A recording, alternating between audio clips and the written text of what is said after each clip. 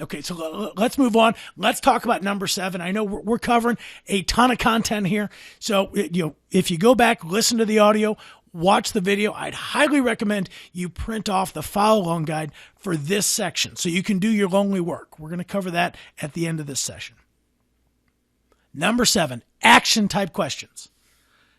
Have you ever left an appointment? Have you ever left a meeting? Have you ever hung up the phone and you weren't real clear what you should do next? Yeah. How many presentations have you given where they said, okay, we'll let you know, and as you're walking out to your car, you're asking yourself, okay, so am I calling them or are they calling me? So here's some action type questions. What happens next? What would you like me to do now? Here's a big one. Have you ever set a phone appointment with somebody? I'm going to call you Tuesday at 2. Here's an example of an action type question, right? Something happens as a result. Have you ever set a phone appointment with somebody saying, I'm going to call you Tuesday at 2. You do call, it's 2:59. You've picked up the phone. You're making their phone ring. Bam, you get voicemail. So you leave a message, and what ensues is an entire game of phone tag. Now, again, I have other courses that cover voicemail, phone tag, how to reconnect with people. But for right now, let me give you a question to ask somebody the next time you set a phone appointment. You ready? Okay. If I do call you at, let's say, 3 o'clock, and I get your voicemail, what would you like me to do?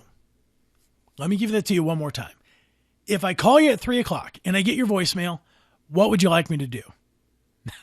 Now, you might be saying, Bob, that's a dumb question. They're going to say, leave a message. Right. And here's what we're going to say. Nope, I got it. Yep, of course I'll leave a message. But after that, what do you want me to do?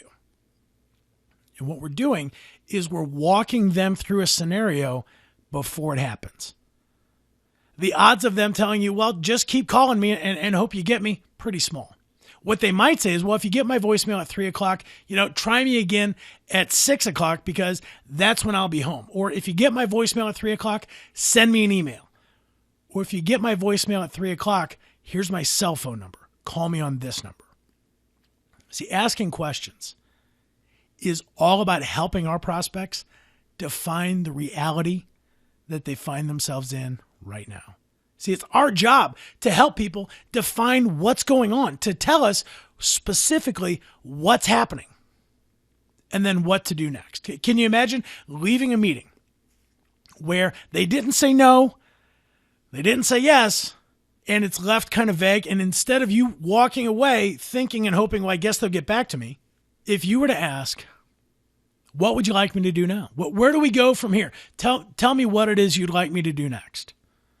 And then let them start describing everything that happens after this meeting. Now, again, these aren't magical words. We're not going to say, what would you like me to do now? And they're going to say, well, I want you to do this, this, and this. They might give you a list of everything they want you to do. Or they might start telling you, well, I have to share this information with my boss. I've got to give this information to the committee. And oftentimes what happens when we ask an action type question, what happens next? What happens as a result of you and I doing this? We start to get more information that we may not have had up to this point. That's actually kind of interesting, isn't it? When we think about asking some of these questions, again, the value of what you bring to the table is in direct proportion to the problems that you're working on. If we're not working on very valuable problems, then the solutions that we're bringing aren't worth a whole heck of a lot. All right, so let's move on to number 8, prediction type questions. What happens if nothing changes?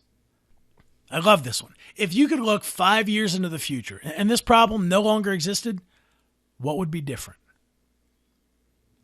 Again, what we're doing is we're letting them tell us all the reasons why they should buy. It's very possible that if nothing changes, it won't make any difference at all. How valuable is the solution that you're going to bring? By the way, when do we want to know this? Yeah, we want to know as soon as possible. If nothing changes, Bob, the company shuts down. If nothing changes, I could go broke. How valuable is your solution now? Yeah, real valuable. So we want to start asking some prediction type questions.